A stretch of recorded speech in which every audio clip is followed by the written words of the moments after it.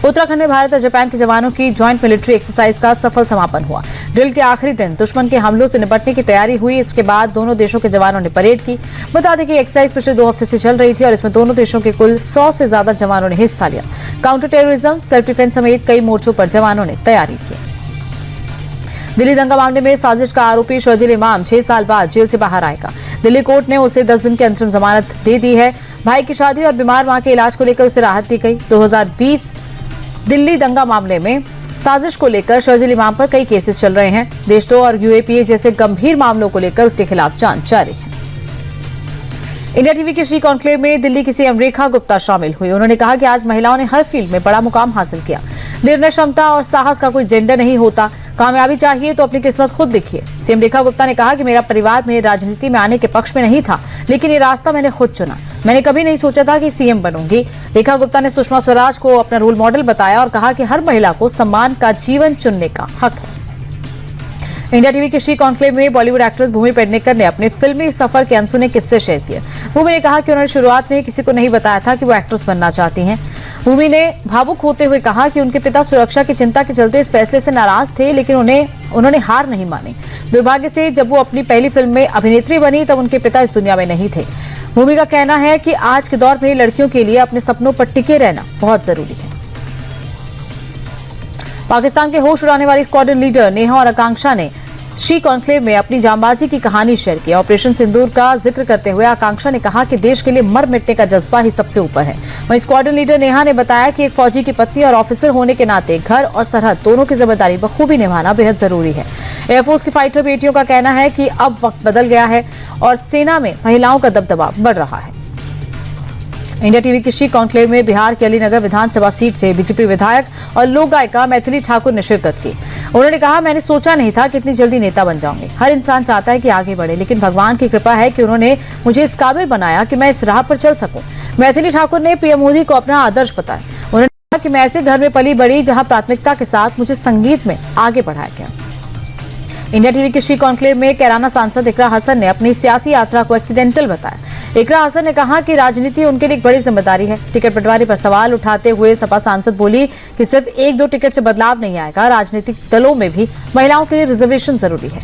इकरा हसन ने यह भी कहा कि महिला के पहनावे पर नहीं, काबिलियत पर फोकस होना चाहिए। हिजाब और पर्दा भी महिलाओं पर थोपा नहीं जाना चाहिए। कि हर महिला की अपनी चॉइस है। शी कॉन्क्लेव में समस्तीपुर की सांसद शांभवी चौधरी ने शिरकत की। शांभवी चौधरी ने अपनी राजनीतिक यात्रा पर खुलकर बात करते हुए कहा कि बचपन से ही उनका सपना सेवा करना और नेता बनना था।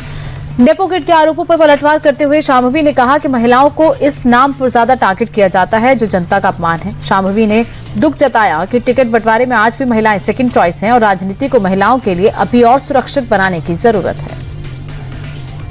इंडिया टीवी के शी कॉन्क्लेव में गौतम बुद्ध नगर की डीएम मेधा रूपम और commercial tax officer doctor Meenakshi Verma ने महिलाओं के संघर्ष पर खुलकर बात की। मेधा रूपम ने कहा कि यूपी की बेटियां अब हर गांव से आगे बढ़ रही हैं और मेल ईगो को खत्म करने के लिए महिलाओं का हर फील्ड में होना जरूरी है। तो वहीं डॉक्टर मीनाक्षी वर्मा ने उन्हें बताया कि उन्हें आज भी खुद को साबित करना पड़ता है, लेकिन चुनौतियां ही जीवन को बेहतर बनाती हैं। इंडिया टीवी के शी कॉन्क्लेव में कश्मीर की दिग्गज हस्तियों ने घाटी के बदलते हालातों पर अपनी बात रखी। वक्फ बोर्ड की चेयरपर्सन डॉक्टर दक्षा अंद्राबी ने कहा कि अब कश्मीर में बेटियों के लिए पढ़ाई और राजनीति की राह आसान हुई। तो वहीं क्रिकेटर जसिया अख्तर ने 2006 के उस खौफनाक मंजर को याद किया जब उन्हें बंदूकधारियों ने डराया था, लेकिन उन्होंने हार नहीं मानी। कम्युनिटी रिसर्चर अनिका नजीर ने भी माना कि बेटी बचाओ बेटी पढ़ाओ जैसे अभियानों से अब कम उम्र में शादी का रिवाज बदल रहा है। चंडीगढ़ यूनिवर्सिटी में गुरु तेग बहादुर जी के कार्यक्रम को लेकर भारी बवाल हो गया। प्रोग्राम में आरएसएस नेता बनवीर राणा को चीफ गेस्ट बनाने पर छात्रों ने जमकर हंगामा किया। एबीवीपी की तरफ से सेमिनार में आरएसएस नेता को इनवाइट किया गया। इस पर स्टूडेंट्स यूनियन ने कड़ा एतराज जताया। हंगामा करने वालों से पुलिस की झड़प हुई। इसके बाद 25 से 30 छात्रों को डिटेन किया गया। कन्याकुमारी में एक साथ सैकड़ों कछुओं को समुद्र में छोड़ा गया। तस्वीरों में देखिए कि कैसे बेबी टर्टल्स को एक साथ समंदर में छोड़ा गया। समंदर की रेत पर उतरते ही कछुओं की चहलकदमी भी तेज हो गई। वो तुरंत समुद्र की तरफ बढ़े। बता दें कि ये सभी कछुए हाल ही में अंडे से बाहर आए हैं। कुछ दिन की निगरानी के बाद इन्हें समंदर में छोड़ा गया है। मिडिल ईस्ट युद्ध के चलते शेयर बाजार लाल निशान पर बंद हुआ। सेंसेक्स 1353 अंकों की गिरावट के बाद 77,566 पर बंद हुआ। निफ्टी में भी 422 अंकों की गिरावट रही। इसके बाद निफ्टी 24,028 पर बंद हुआ। बैंक, ऑटो, मेटल, एनर्जी और एफएमसीजी शेयर्स में ज्यादा बिकवाली रही। इजरायल, अमेरिका और ईरान युद्ध के चलते महंगाई बढ़ने का डर है। सोने के दाम में गिरावट दर्ज की गई। 24 कैरेट सोने के दाम में 786 रुपए की गिरावट रही। इसके बाद 10 ग्राम सोने का दाम 1,60,836 रुपए हो गया। दूसरी ओर चांदी के दाम में 3,285 रुपए की भारी गिरावट दर्ज की गई। इसके बाद 1 किलो चांदी का भाव 2,65,000 रुपए प्रति किलो तक पहुंच गया। दुनिया में जारी तनाव में बीच भारत में सोने चांदी के दाम में उतार चढ़ाव जारी है।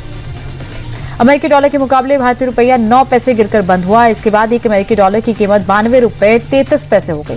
ग्लोबल मार्केट में कच्चे तेल के दाम तेजी से बढ़े हैं। इसके चलते डॉलर मजबूत हुआ और रुपए में गिरावट रही। रुपए में गिरावट के चलते विदेशी सामान महंगे होंगे, तो वहीं मिडिल ईस्ट में युद्ध अगर जारी रहा तो रुपया और गिर सकता है।